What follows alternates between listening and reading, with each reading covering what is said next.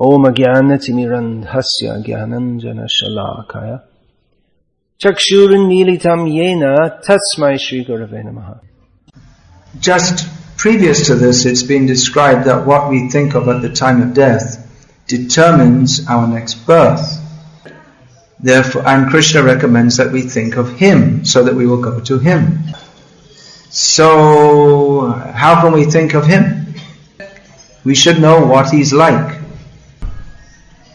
Now, it's very difficult to meditate or to think of something that has no qualities. The Advaitavadis are called Nirvisheshvadis. They maintain that the Supreme has no qualities. But it's very difficult to think of something without any qualities. So sometimes the Advaitavadis, they say that, well, you should meditate on Sagun Brahma, and then when you become perfect in meditation, then you go up to meditation on Nirgun Brahma. They say that Bhakti is a stepping stone to understanding that ultimately everything is all one. But this theory is even though apparently promoting Bhakti actually kills Bhakti. So we find that the Advaitavadis, they apparently promote Bhakti and like Bhakti. But the pure devotees, they strongly oppose Advaitavad. So it might seem that the pure devotees, they are sectarian, whereas the Advaitavadis are broad-minded. But it is a question of understanding the actual truth. The bhakti of the Advaitavadis is comparable to that of Putana, who appeared to be very favorable and loving toward Krishna. But her ultimate purpose was to kill Krishna. So the Advaitavadis, they say, yes, bhakti is very good. But they say that ultimately by doing bhakti, you should understand that the absolute truth has no qualities. But then where is the bhakti if ultimately you want to reject the object of bhakti? Then it becomes something like the love of persons who want to get something from someone. In the Western world, it's not uncommon for a beautiful woman to attract a rich man. She attracts him, she marries him, she divorces him, and by legal manipulation takes away all his money. So her love was just a show. It wasn't love at all. Chaitanya Mahaprabhu was taught what is actual bhakti. Na dhanam na janam na sundarim kavitam va jagadisha kamaye mama jandani janmanishvare bhavatad bhakti rahaitu kitvahi. Not even asking for moksha. I may remain in this material world, but I simply desire to serve you with no personal desire. Then ashlishava padaratam pinashtuma. You can embrace me or crush me under your feet. Adarshanam mama hatam karotuva. Or if you make me, you can make me broken hearted by rejecting me. Yata tata avavidadhatu lampato mat prananathas tu saevanapana. Even though you may appear to have Krishna, you may appear to not have good qualities, but anyway you are the Lord of my life in all circumstances. So prananatha actually means the Lord of my life. So this may appear to be a foolish statement. That why should we love someone if he rejects us and crushes us? But actually Krishna is worshipped by the pure devotees because of his quality of love. That he does protect his devotees. He reciprocates with the love of his devotees. Devotees on the higher level are attracted to Krishna for his pastimes of love more than his display of opulence, for his prem lila rather than his aishvarya prakash. Here in this verse, it's described to meditate on the personality of Godhead for his greatness, for his aishvarya prakash. He is the abode of all opulence.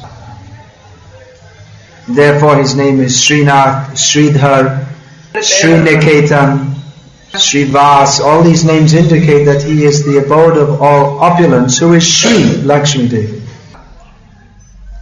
But over and above his being the abode of all opulence, he is the abode of Madhurya. There are 4 qualities of Krishna which differentiate him from the Narayan forms.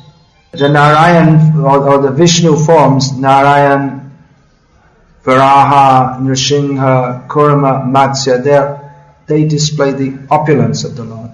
But there are 4 special qualities of Krishna. Prem Madhuri, his exchanging pastimes of love. Rupa Madhuri, his extraordinary beauty, even more than that of Narayan.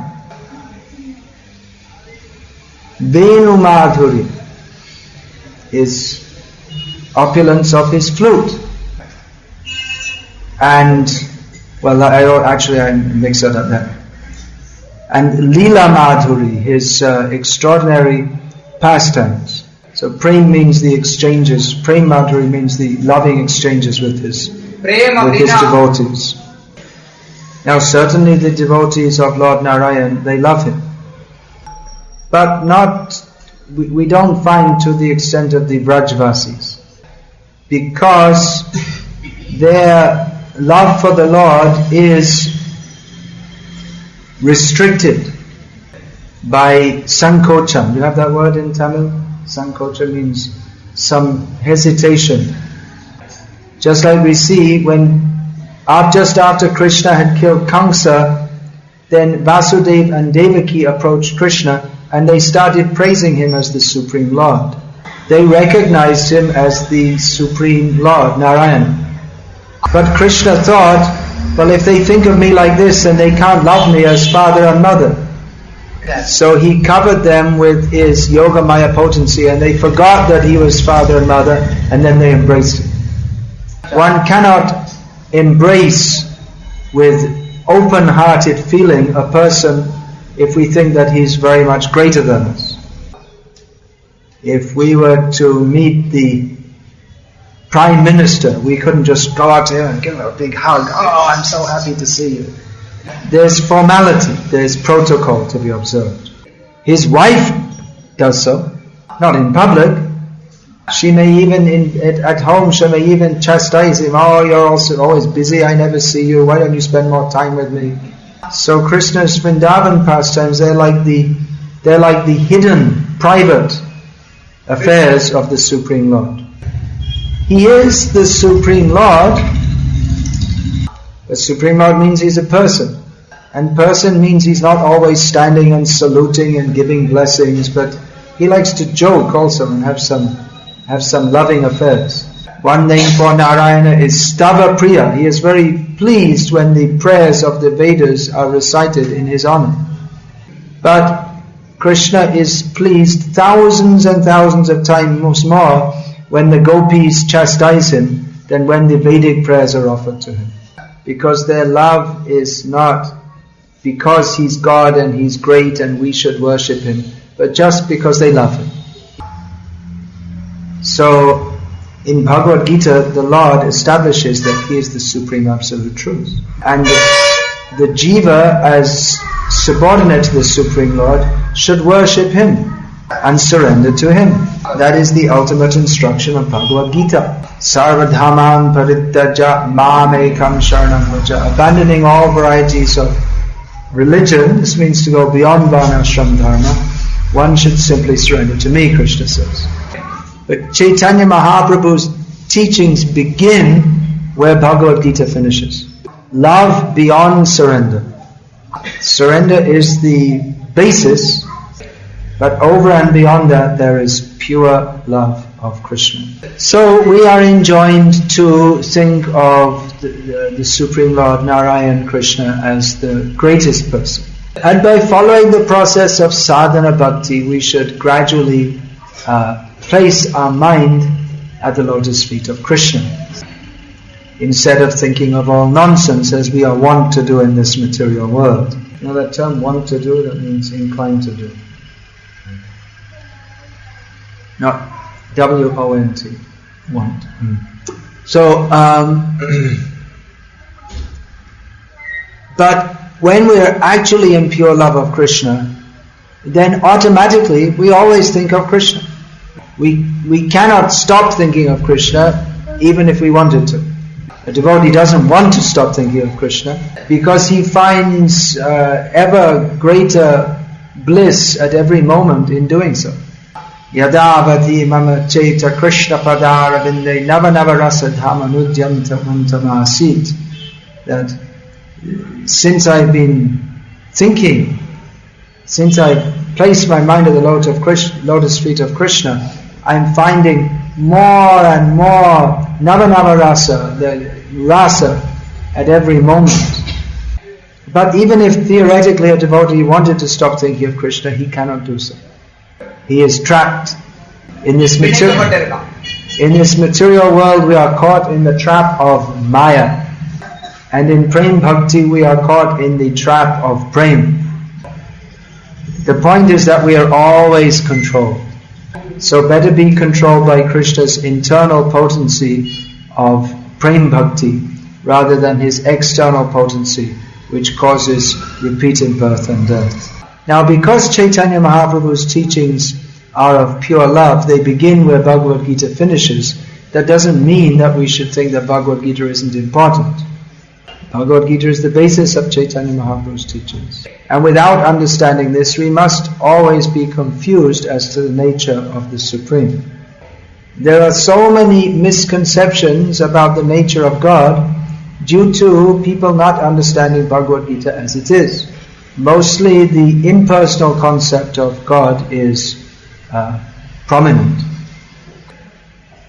Because people cannot imagine what is the personality of Godhead. When they start to think about it, they become bewildered. And therefore they conclude that the Supreme is not a person. Although this proposition is full of contradictions. For instance, we find in Islam that they are very much against the concept of the Supreme being a person. But they say you should pray to Allah. Pray to what? Who? What or who are you praying to? If you're praying to a non-person, then who or what is responding? It's said that Muhammad ascended the mountain and God spoke to him. Allah spoke to him. But speaking is the function of a person. And even if you say, well, Allah is all-pervading, but he was speaking in that particular place, so he must have been at a particular place. Without discussing all these points in great detail, we can say that except that which is taught by the Vaishnava Acharyas, all concepts of philosophy and religion are most incomplete and full of so many mistakes. Of course, everyone will say, well, our way is the best. But if we examine neutrally, we'll find that there is no concept which even closely, it comes close to that given by the Vaishnava Acharyas. No one outside, those who speak of God in the non-Vedic traditions, they actually have no actual idea of what he is like. And because they do not know what he is like, then how can they know how we're supposed to relate with him? They have no concept of what is actual spiritual life.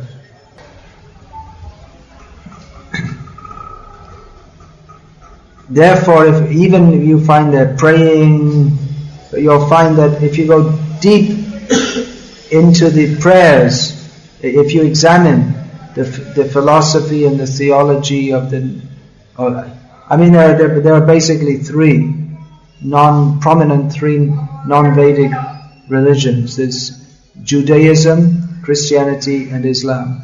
And even in Christianity and Judaism, there are some sects which are supposed to be very personalistic and devotional. But if you go deeply, you'll find that they're also impersonal, or they're asking for they're expecting some material benefit. It's very much required that this actual knowledge of the Jiva and Bhagavan and their relationship is spread within human society. Without this, then, under the influence of the age of Kali, people are becoming more and more like animals. So those who are members of the Krishna conscious movement, they should understand what this philosophy is and try to distribute that to others. Such a high concept, even Lord Brahma, he cannot grasp this. It's described that in Bhagavatam that Lord Brahma, he stole the calves and the cowherd boys. And afterwards he came to apologize to Krishna by offering very meaningful prayers. And our Vaishnava Acharyas have revealed that Krishna was thinking, who is this funny fellow with 4 heads? I just want to run off and play with my friends. But this fellow seems to be very upset and disturbed, so maybe I better just spend a little time with him to placate him. And every evening when Krishna comes back with his friends from herding the cows, all the demigods line up to pray to Krishna. And sometimes the cowherd boys, they come up to Krishna and mockingly imitate and pretend they're a demigod and offer prayers to him. So he's so great that even the demigods cannot understand him. And therefore in great awe and reverence offer prayers to him. And the Vrajavasis are so great that they make fun of Krishna, that now the demigods are coming to offer prayers to you. You're such a big fellow. So this very wonderful high level of intimate love for Krishna is being distributed by Chaitanya Mahaprabhu. It's being distributed in this Kali Yuga in which the people are like animals, and they're not like ordinary animals, they're like snakes and crocodiles. This is Chaitanya Mahaprabhu's extraordinary mercy. Therefore the word achintya is used to describe the mercy of Chaitanya Mahaprabhu. Achintya means inconceivable. But actually even this material energy is inconceivable. How a mighty tree is coming from a tiny seed is achintya. How a mighty, it means a large in this context. A large tree is coming from a tiny seed. Sometimes you see rock formations where the rock is formed into an arch just by itself. I saw a photo of a rock in Burma, a huge rock which is on the edge of a mountain. And about 70% of the rock is over the edge of the mountain. And it looks like it should fall down, but it doesn't. It's been there for centuries. So there are thousands of facets of material nature which are inconceivable. So what to speak of the Supreme Lord, who simply by his Ichha Shakti, by the power of his desire, he creates, maintains and destroys all of this. And what to speak of Krishna, the topmost feature of the Supreme Lord, who, even though he is the Supreme Lord, is more interested in playing with his cowherd boyfriends. Somehow we can just begin to conceive of the Supreme Lord who is mighty and great. But the Supreme Lord running barefoot, chasing after some cows and playing on a flute, even Lord Brahma could not understand this.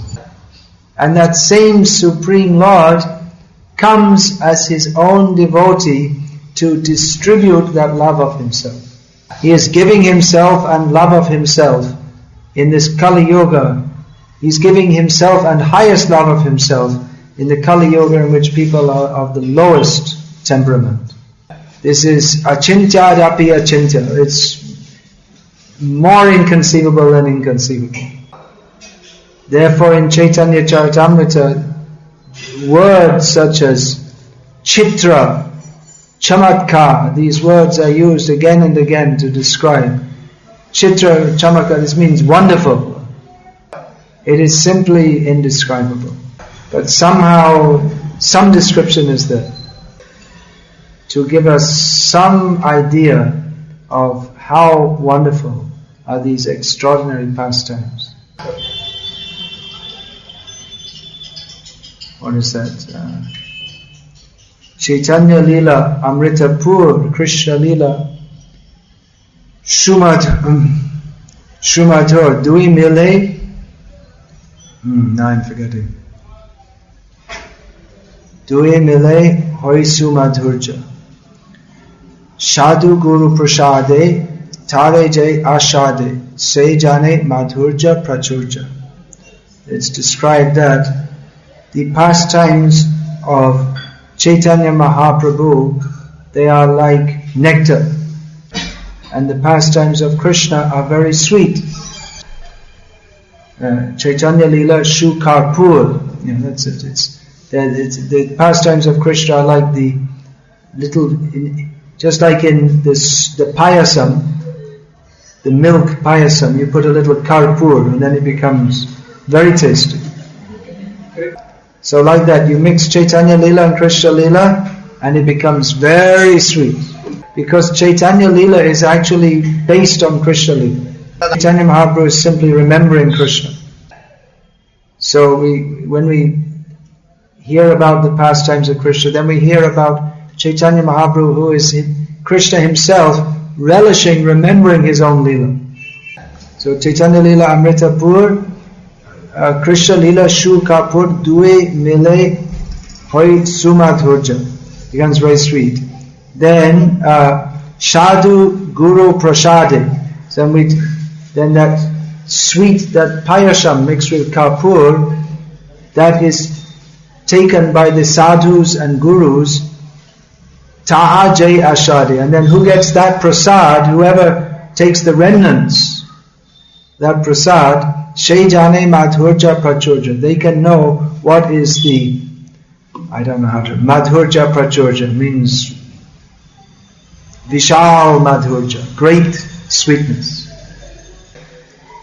So it's poetic language. Here it said, Kavim Puranam Manushashitaram. So this is Kavitva, the poetry is meant for describing the Supreme Lord. Kavi means one who is very learned, and Kavi means poet. So one who is actually very learned, he knows that Krishna is the Supreme Lord and automatically praises him with poetic speech. Learning is received by the grace of Saraswati. She is called Vani or Vak. Vani is a name for Saraswati, or Vak. So Vani means speech or knowledge. And the topmost manifestation of that Vani is Gauravani. There's Vedavani, and that Vedavani, the topmost manifestation of that is Gauravani. You don't know this word, Vani? That must be there in Tamil, no? Should be there. Yeah. So this Gauravani that is distributed by those who are recipients of the mercy of Shuddha Saraswati. She is the wife or one of the Shaktis of Narayana, Vani. So let us study this Shastra and speak this knowledge and pray for the mercy of Saraswati that through our speech we may establish the Bhakti Siddhanta, which is the Vani of Saraswati. Hare Krishna. I've made this book about Chaitanya Mahaprabhu. People should have some idea of who Chaitanya Mahaprabhu is. Just introductory. So, those of you who don't have this book, please you please all read this Bhagavad-gita as it is, Srimad Bhagavatam, Chaitanya Charitamrita, so many important books. The essence is sweetness. And when that sweetness is distributed, that is called audaryam. magnanimity. That is the gift of Chaitanya Mahaprabhu. So Krishna, he is Madhurya Vigraha. He is the form of sweetness. And Chaitanya Mahaprabhu is Audarya Vigraha. He is the form of magnanimity, distributing that sweetness. Audarya. Hare Krishna. Any question? Alright then. Hare Krishna, Krishna Krishna, Hare Hare, Hare Rama, Rama Rama, Hare Hare. Krishna. Please go on chanting Hare Krishna and get the mercy of Chaitanya Mahaprabhu. Yeah, so if anyone wants to take this book, if you don't have, please take it.